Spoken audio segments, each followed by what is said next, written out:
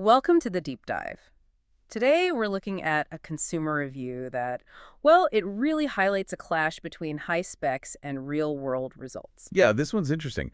We're digging into a review for the Physicians Choice 60 billion probiotic supplement. Right. And the core mission here is figuring out why this product, which sounds pretty impressive on paper, got slammed with a 1 out of 5-star rating. And it's not super cheap either. The source mentioned $23.89 for 30 capsules. Yeah, about 80 cents a day.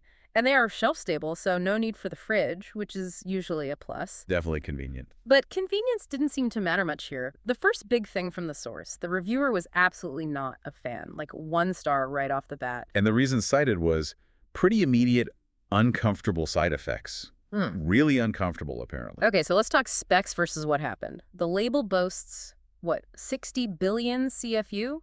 And Okay. 10 different strains. Exactly. 60 billion colony-forming units. And for you listening, CFU is basically the measure of live active bacteria in there. 60 billion is, well, it's a lot. It sounds like they were going for maximum strength. For sure.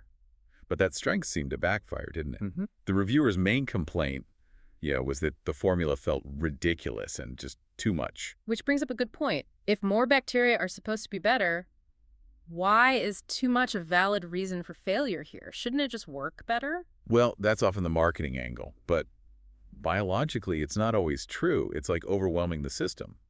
Interestingly, the reviewer actually liked one specific strain mentioned, L. plantarum. Oh yeah, the one cited for helping with gas and IBS symptoms. That's the one.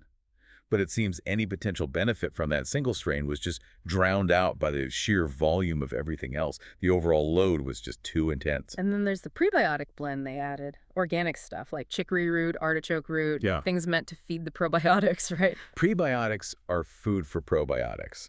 But this is what I sometimes call the prebiotic paradox, especially with such high CFU counts. Paradox, how so? Well, you're adding a feast for an already massive army of bacteria.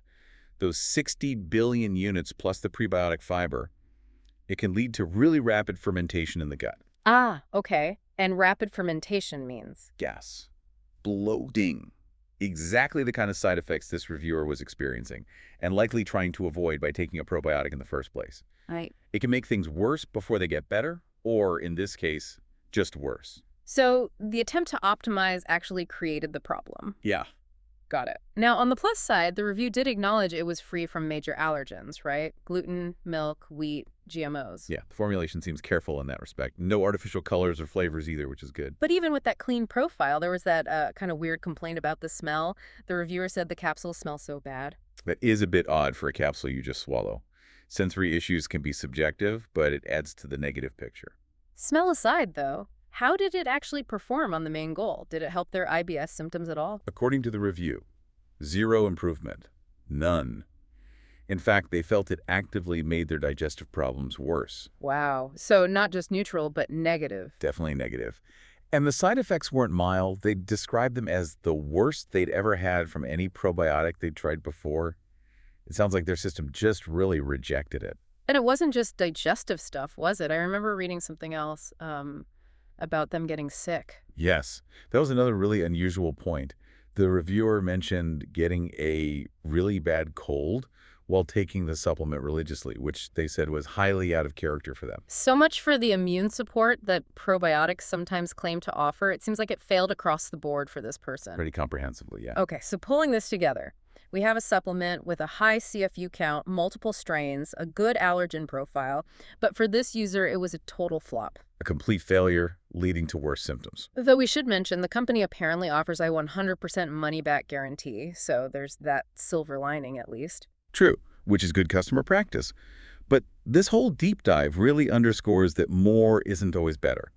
Big numbers on the label don't automatically equal good results in your body. It really makes you wonder, doesn't it? For you, the listener, when you're looking at these high-spec supplements, how do you judge? How can you predict if that high concentration is going to be genuinely beneficial or just, well, too much? Yeah, is it designed for optimal biology, or is it mostly just marketing a bigger number? That's the tricky question this review leaves us with.